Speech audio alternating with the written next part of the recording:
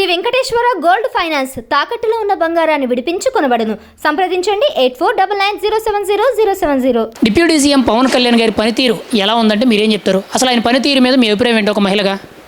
Deputy CM గారు పవన్ కళ్యాణ్ గారి యొక్క పనితీరు అనేది చాలా అంటే చాలా చురుగ్గా కొనసాగుతుంది. ప్రజల పట్ల ఎంతో బాధ్యత తీసుకొని ఆయన అందరికీ మంచి సదుపాయం చేస్తున్నాడు అనేది మాత్రం చాలా గొప్పగా చెప్పే విషయం అండి.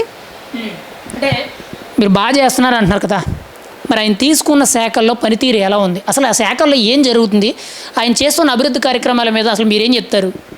ఆయన తీసుకున్న శాఖ పంచాయతీరాజ్ శాఖ అని అనేది ఇప్పటి వరకు అసలు ఆ శాఖ అనేది ఎలా ఉంటుందని అనేది ఎవ్వరికీ తెలియదండి. కానీ ఈరోజు పంచాయతీరాజ్ శాఖ అనేది ఇలా ఉంటుందా అని అనేది మాత్రం చాలా చక్కగా కొనసాగేలాగా చూపిస్తున్నారండి. అది పవన్ కళ్యాణ్ గారు వచ్చిన తర్వాత ఆయనకి ఈ యొక్క కార్యక్రమాల్లో అన్ని బాధ్యత తీసుకొని చేస్తాం వల్లే మాకు ఈ యొక్క పంచాయతీరాజ్ శాఖ అనేది ఇలా ఉందని అనేది అర్థమైందండి. మరి గతంలో ఇదే శాఖ ఎలా ఉండేది, ఇప్పుడు ఎలా అనిపిస్తుంది? అసలు ఈయన చేస్తున్న అభివృద్ధి కార్యక్రమాలు ఏంటి, ఏం చేశారంటారు ఈ రెండేళ్ళు? ఈ రెండేళ్ళలో ప్రతి ఒక్కరికి కావాల్సినటువంటి సదుపాయం రోడ్లే కానీ, నీటి కుళాయిలే కానీ, అసలు రోడ్ల విషయంలోనే కానీ చాలా అంటే చాలా బాధ్యత తీసుకొని చేస్తున్నారు. ఈ యొక్క బాధ్యత అనేది మాత్రం ఎంతో చక్కగా కొనసాగుతుంది అనేది మాత్రం నా యొక్క ఉద్దేశం అండి. మరి ఇక్కడ పవన్ కళ్యాణ్ గారు కీలకంగా చూసుకుంటే గిరిజన ప్రాంతాలకు అభివృద్ధి చేస్తున్నాం అంటున్నారు. వాటి మీద మీ అభిప్రాయం ఏంటి? అటువంటి గిరిజన ప్రాంతాలకి మౌలిక సదుపాయాలన్న రోడ్లు, కరెంటు, నీళ్లు అందించడం మీద మీరేం చెప్తారు? మీరేమంటారు? రోడ్డులు అసలు ప్రతి ఒక్క గర్భిణీ స్త్రీలు కానీ, ప్రతి ఒక్క పురుషులు కానీ, రోడ్డు మీద ప్రయాణించే ప్రతి ఒక్క వ్యక్తులు కానీ వారు ఎంత సంతోషం వ్యక్తం చేస్తున్నారంటే అసలు ఆ యొక్క మాటలు వింటుంటే నిజంగా పవన్ కళ్యాణ్ గారు ఇంతమందికి మంచి చేస్తున్నారా అని అనేది మాత్రం చాలా స్పష్టంగా తెలుస్తుందండి.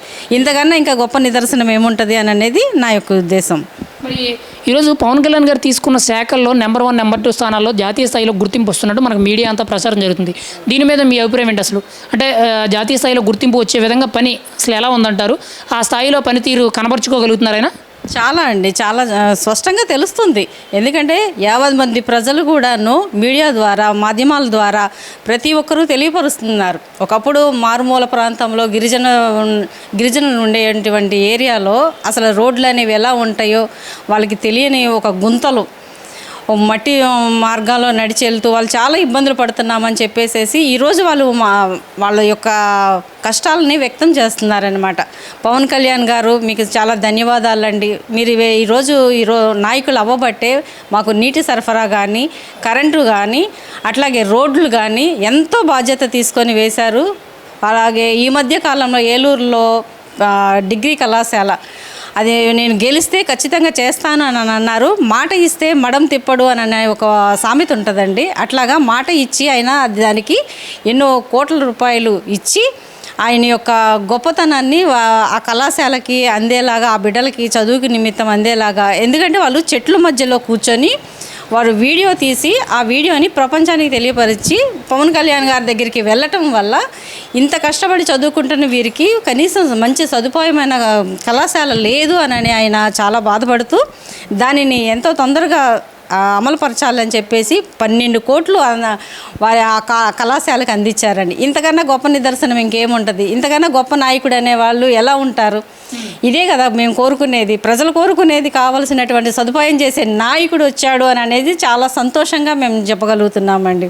మీరైతే పవన్ కళ్యాణ్ గారి పని తీర్చి చూసిన తర్వాత హ్యాపీయేనా? మీకు ఎలా అనిపించింది అంటారు? చాలా అంటే చాలా హ్యాపీ అండి. మనమే కాకుండా మనతో ఉన్న వాళ్ళు కూడాను పవన్ కళ్యాణ్ గారు అసలు ఇంత బాధ్యత తీసుకొని చేస్తున్నారు అని అనేది చెప్తూ ఉంటుంటే మా నాయకుడు అనేవాడు చాలా గొప్పవాడు అని అనేది చెప్పటం మాకు ఇంకా సంతోషంగా ఉంది. మరి ఇక్కడ ప్రధానంగా చూసుకుంటే ఇంత బాగా చేస్తున్నాడు, ఇంత మంచి వ్యక్తి రాజకీయాల్లోకి వచ్చినందుకు ఆనందపడుతున్నాం అని అంటున్నారు. మరి అటువంటి వ్యక్తిని ఇప్పుడు కొంతమంది మీడియా ముఖంగా విమర్శిస్తున్నారు, కొంతమంది సోషల్ మీడియాలో మాట్లాడుతున్నారు. పవన్ కళ్యాణ్ ఉప ముఖ్యమంత్రి అయిన తర్వాత అసలు ఏం పీకాడు, ఏం సాధించాడు అని మాట్లాడుతున్నారు చాలామంది మీడియా ముందుకు వచ్చి. మీరేం చెప్తారు? మరి అసలు పవన్ కళ్యాణ్ ఉప ముఖ్యమంత్రి అయిన తర్వాత ఏం పీకాడు అనే వాళ్ళకి మీరు చెప్పే సమాధానం ఏంటి? ప్రతిపక్ష హోదాలో ఉన్న వాళ్ళు విమర్శించడం అనేది సహజమైన విషయం అండి. కానీ ప్రతిపక్ష హోదాలో ఉన్న వాళ్ళకి కళ్ళు ఉన్నాయి. ఆ కళ్ళతో చూస్తూ ఇట్లా మాట్లాడుతున్నారంటే వాళ్ళని ఏమనాలో కూడా అర్థం కావట్లేదు. మతిస్థిమితం లేక మాట్లాడుతున్నారా, లేకపోతే ఆయన చేసేటువంటి పనులన్నీ చూసి ఓర్చుకోలేక ఆయన మీద ఏదో బురద జల్లాలని చెప్పేసేసి మాట్లాడుతున్నారా అనేది క్లియర్గా తెలుస్తుంది. ఎందుకంటే అది కావాలని మాట్లాడే మాటలు తప్పించి ఆయన చేసే సదుపాయం కానీ అభివృద్ధి కానీ అందరికీ తెలుస్తున్నాయి కదండి చాలా క్లియర్గాను. ఇంతకన్నా ఇంకా బాధ్యతగా చేసే నాయకుడు అనేవారు ఎలా ఉంటారు? మరి వీళ్ళు ఇంతకుముందు చేసే టైంలో ఒక్క రోడ్లైనా గుంతలైనా పూడ్చారా? ఏమీ చేయలేదు కదా. మరి ఇక్కడ రీసెంట్గా వైఎస్ఆర్సీపీ అధికార ప్రతినిధి అయిన కారుమూరి వెంకటరెడ్డి గారు మాట్లాడుతూ పవన్ కళ్యాణ్ క్యాబినెట్ మీటింగ్కి ఎగ్గొట్టేస్తున్నాడు, రావడం లేదు, ముఖ్యంగా ఏ రోగం వచ్చిందో, ఏ జబ్బు వచ్చిందో, ఏ జ్వరం వచ్చిందో తెలియదు కానీ ముఖ్యమైన క్యాబినెట్ సమావేశాలకి హాజరు కావడం లేదని మాట్లాడుతున్నారు. దీనికి మీరేమంటారు? మరి రోగం అని అంటే మనిషి అన్న తర్వాత ఏదో ఒక అనారోగమో ఏదో ఒక ఇబ్బంది అనేది ఖచ్చితంగా వస్తుంది.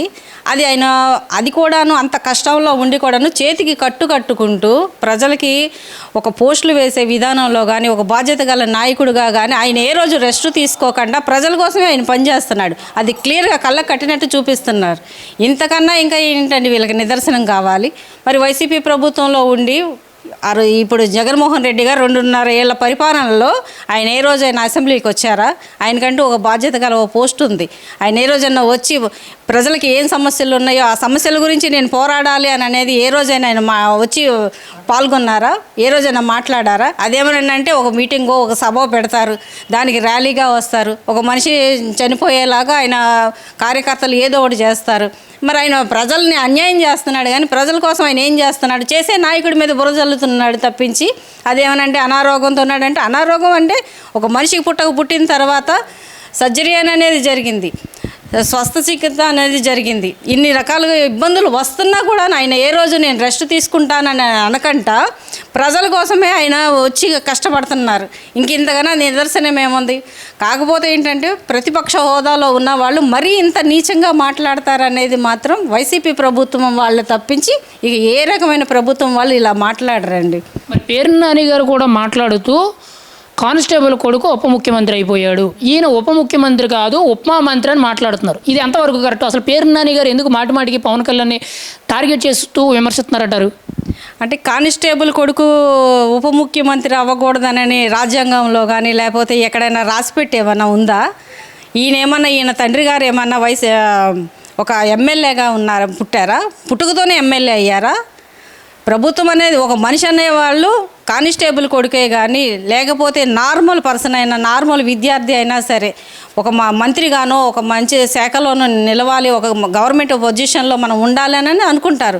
కాకపోతే ప్రజల కష్టాలు చూస్తూ ఈయన ప్రజల కోసం అని వచ్చిన నాయకుడే తప్పించి నేనేదో ఒక సీఎం అవ్వాలనో ఒక డిప్యూటీ సీఎం అని అవ్వాలనో లేకపోతే మంత్రి అవ్వాలనో ఇంకా ఏది ఆశించి ఆయన రాలేదు. కేవలం ప్రజలకి ఉన్న సమస్యలు అనేవి నా వంతు నేను చేయగలగటానికి అనేది నేను ప్రజల కోసం అనేది వస్తున్నాను అనేది వచ్చారు తప్పించి ఆయన ఎవరిని ఉద్దేశించుకొని కానీ ఏ రకమైన పోస్ట్ కానీ ఏ రకమైన పొజిషన్ అనేది కూడా ఆలోచించుకోలేదు. ప్రజల కోసం పుట్టిన నాయకుడు, ప్రజల నాయకుడు ఈయన. మరి ఇంత చేస్తుంటే మరి ఎందుకు ఈ విమర్శలు అనే? పవన్ కళ్యాణ్ నిజంగా బాగా పనిచేస్తుంటే ఎందుకు విమర్శలు? పవన్ కళ్యాణ్ ఫ్లైట్లో తిరుగుతున్నాడు, ప్రజాధనాన్ని దుర్వినియోగం చేస్తున్నాడు, ప్రజలకు అసలు అందుబాటులో ఉండడం లేదు, ఎంతసేపు హైదరాబాద్ టు విజయవాడ తిరుగుతున్నాడు అని మాట్లాడుతున్నారు. మీరేమంటారు మరి దానికి? అసలు ఈయన కనీసం పెట్రోల్ అనేది కాస్త ఖర్చు అవుతుందనని కొన్ని వెహికల్స్ అనేవి కూడా ఆఫ్ చేసి ₹1 ఆదాయం చేసే విధానంగా ఆయన ఆలోచించారు తప్పించి ఫ్లైట్లలో ఆయన ఎప్పుడు తిరిగారండి? ఒకవేళ తిరిగినా కూడాను కొంతవరకు ఆయన సొంత డబ్బుని ఖర్చు పెట్టుకొని తిరుగుతున్నాడు. అది మీకు వచ్చిన కష్టం ఏముంది? ప్రభుత్వం సొమ్ము ఏ రోజైనా ₹1 ఖర్చు పెట్టుకున్నాడా? కనీసం ఆయన జీతాన్ని కూడాను నిరుపేద ప్రజలకి చదువు కోసం అనేది ఖర్చు పెడుతున్నాడు. ఇంతకన్నా గొప్ప నాయకుడు ఎవరు ఉంటారండి? మీరు ఏ రోజైనా ₹1 ఖర్చు పెట్టారా? ఏ రోజైనా ₹1 అనేది ప్రజల కోసం ఇచ్చారా? ప్రభుత్వం సొమ్ముని మీరు ఇచ్చారు తప్పించి మీ సొమ్ము ఏమైనా ఇచ్చారా? మరి ఈరోజు పవన్ కళ్యాణ్ గారు ఆయన వచ్చే జీతాన్ని ప్రజలకి ఖర్చు పెడుతున్నాడు. ఇంతకన్నా ఇంకా నిదర్శనం ఏముంటుంది? మరి మీరైతే ఏం చెప్తారు? పవన్ కళ్యాణ్ గారి పనితీరు ఎలా ఉందంటో మాట్లాడమంటారు. వ్యతిరేకించే వాళ్ళకి మీ సమాధానం ఏంటి? వ్యతిరేకించడం అంటే ప్రతిపక్ష హోదా ఉండడం అనేది సాధారణమైన విషయమేనండి. ఎందుకంటే ప్రతిపక్ష విమర్శించేవాడు లేకపోతే సమస్య అనేది సాల్వ్ అవ్వదని అనేది ఒక సామెత. అట్లాగే సమస్యని సాల్వ్ చేస్తున్న వాడిని మీరు ఇంకా నిరక్షంగా మాట్లాడటం ఏదో ఒక మాట అనాలి, ఆయన విమర్శించాలని విమర్శించడం. కానీ అది ఒక రకం చెప్పాలని అంటే మీరు ప్రతి ఒక్కటి విమర్శిస్తున్నారు, అది ప్రతి ఒక్కటి కూడాను ఆయనకి మంచి జరుగుతుంది. ఎందుకంటే ఆయన ప్రతి ఒక్కటి అందరికీ మంచి చేస్తున్నాడు కాబట్టి వీళ్ళు మాట్లాడేవన్నీ తప్పుడు ప్రచారాలు అని అనేది అందరికీ అర్థమవుతుంది. ఒక మాటలో పవన్ కళ్యాణ్ అంటే మీరు ఏం చెప్తారు? పవన్ కళ్యాణ్ అనే వాళ్ళు అన్నయ్య అసలు ప్రజల కోసం పుట్టిన మనిషి, ప్రజల నాయకుడు, ప్రజలకి దేవుడు అని అనేది అనుకుంటున్నారు. అన్నయ్య నిండు నూరేళ్ళు నువ్వు ఆరోగ్యంగా సంతోషంగా ఉండాలి, చల్లగా ఉండాలని చెప్పి కోరుకుంటున్నాం అన్నయ్య.